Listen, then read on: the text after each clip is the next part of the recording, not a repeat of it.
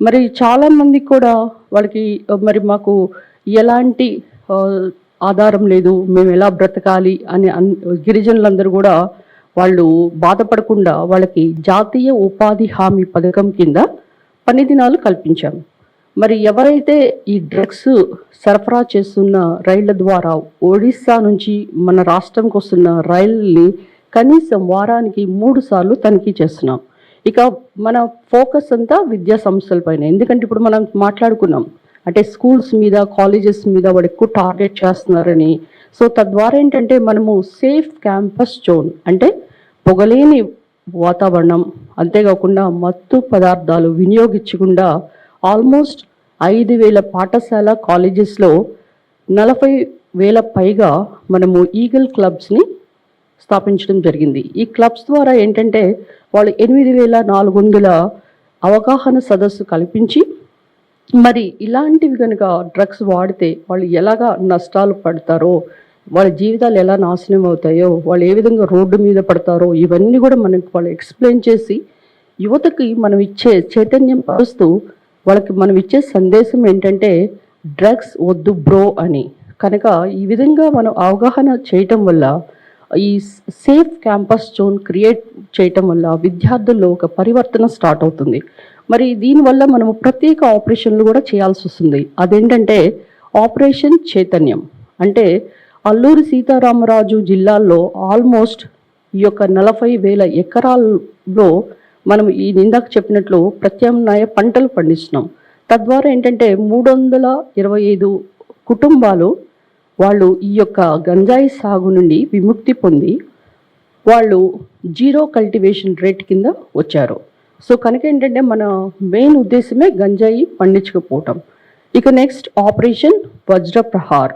అంటే మనము 800 search operation చేసి అందులో ఆల్మోస్ట్ 2 లక్షల తనిఖీలు చేయటం వల్ల 67 కేజీల గంజాయి, తర్వాత 10 కేజీల గంజాయి విత్తనాలు, తర్వాత 10,000 మరి వెహికల్స్ కూడా మనం సీజ్ చేసాం.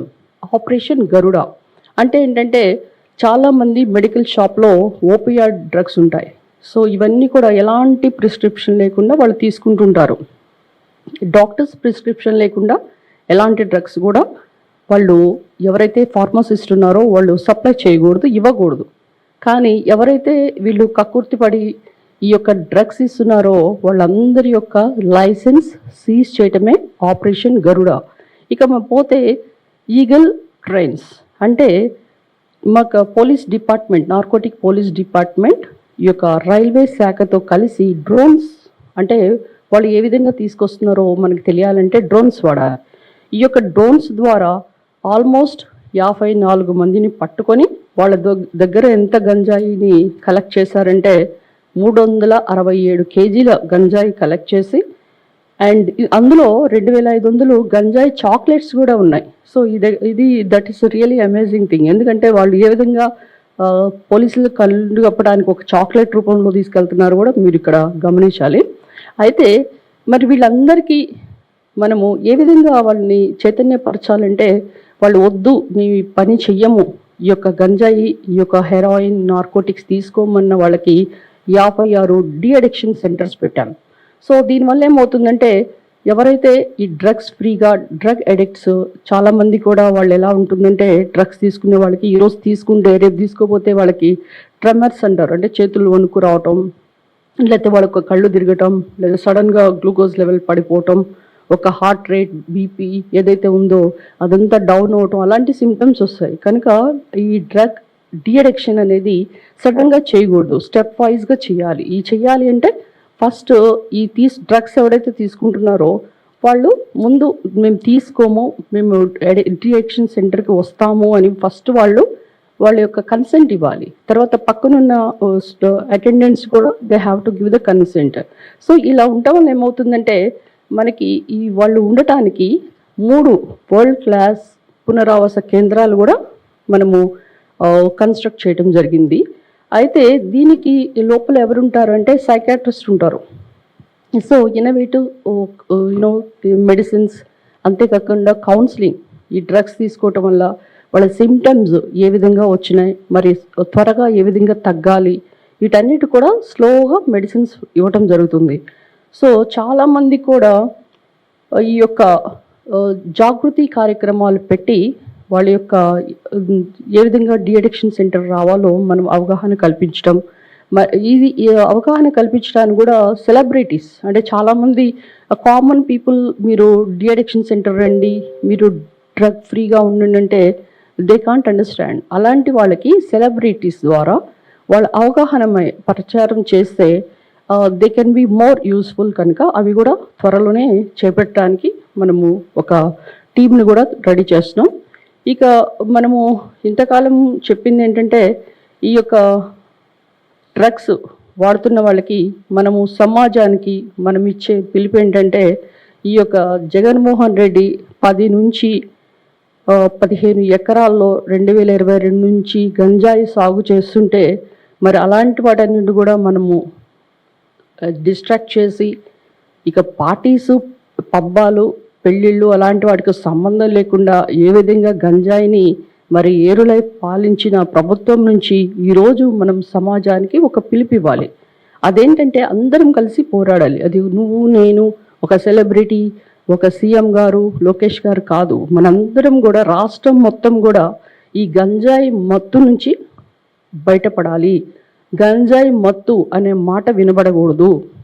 అంతేకాకుండా రాజకీయ ముసుగులో ఈ యొక్క దందాలు చేస్తాము అని ఎవడన్నా వస్తే ఆ మత్తుగాడిని వదిలే ప్రసక్తే లేదు. అంతేకాకుండా గత ప్రభుత్వ పాలనలో ఈ యొక్క పెరిగిన గంజాయి మహమ్మారిని ఇప్పుడు మనము కూటమి ప్రభుత్వం కూకటి వేళ్లతో పెగిలించాలంటే మరి ఇన్ఫార్మర్స్ కూడా మనకు అవసరం. సో ఎవరైనా they want to take de-addiction or they want to give any information and toll free number కూడా ఉంది 1900 I think 1972 and WhatsApp number is 8977781972. So కనుక మనందరం కూడా గంజాయి ఫ్రీ ఆంధ్రప్రదేశ్ కొరకు పోరాడాలి. ఇక మనము ఈ యొక్క గంజాయి అంతా ఎక్కడ పండిస్తున్నారు? ఉత్తరాంధ్రలో. సో కనుక గత ప్రభుత్వం ఏం చేసిందయ్యా అంటే ఉత్తరాంధ్రని దోచుకుంది.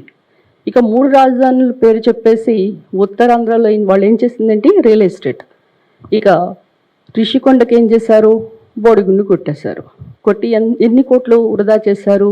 500 కోట్లు వృధా చేశారు.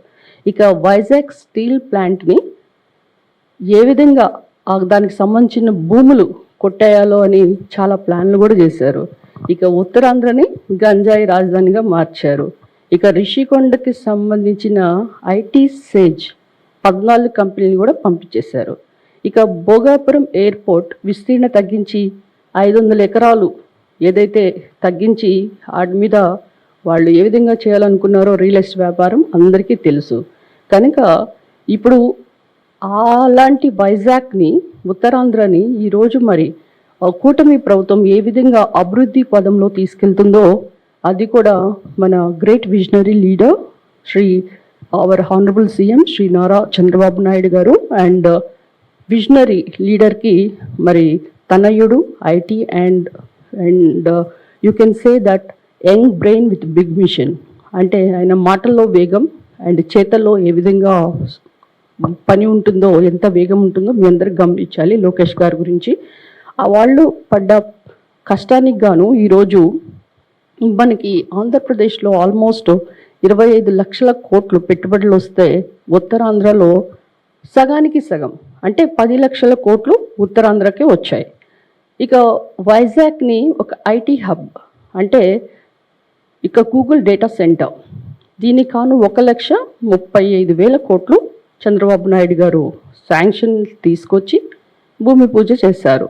ఇక రిలయన్స్ డేటా సెంటర్కి 1,00,000 కోట్లు, మరి ఆర్సెల్ మిట్టల్ స్టీల్ ప్లాంట్కి 1,36,000 కోట్లు, టీసీఎస్ ద్వారా 1,370,000 కోట్లు అండ్ ఎన్టీపీసీ అంటే గ్రీన్ హైడ్రోజన్ హబ్ ద్వారా 2,00,000 కోట్లు, ఇంకా Franklin temple and block chain technology ద్వారా విశాఖ కేంద్రంలో 1,000 కోట్ల పెట్టుబడులు పెడుతున్నాయి. ఇక మనము ఎప్పుడైతే జగన్మోహన్ రెడ్డి బాధ భరించలేక కంపెనీలన్నీ వేరే రాష్ట్రాలకి తరలిపోతే మళ్ళీ 26 కంపెనీలు మనం తీసుకొచ్చాం.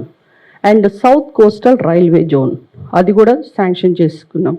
ఇక విశాఖ స్టీల్ ప్లాంట్ కొరకు ఆల్మోస్ట్ 11,450 CR నిధులు సాధించడమే కాకుండా ఈ ఏడాది మరొక 8,000 కోట్లు కూడా ఇవ్వడానికి సిద్ధంగా ఉంది కేంద్ర ప్రభుత్వం. ఇక ఆంధ్ర యూనివర్సిటీకి చంద్రబాబు నాయుడు గారు 500 కోట్లు శాంక్షన్ చేశారు, అదందరికీ మీకు తెలుసు. ఇక ఇదివరకు గంజాయి కాఫీ తోటల్లో గంజాయి పండిస్తే ఇప్పుడు కాఫీ తోటలే 1 లక్ష నుంచి 2 లక్షల ఎకరాలకి సాగు పెంచారు. ఇక తోటపల్లి రిజర్వాయర్ చెరువులు నింపేందుకు ప్రత్యేక జీవో తెచ్చాం. ఉత్తరాంధ్ర సృజల సెవెంత్కి 960 కోట్లు కేటాయించాం. అంతేకాకుండా భోగపురం ఇంటర్నేషనల్ ఎయిర్పోర్ట్ పూర్తి చేశాం. ఇక చీపుర్పల్లి ఫ్లైఓవర్ కూడా పూర్తయింది.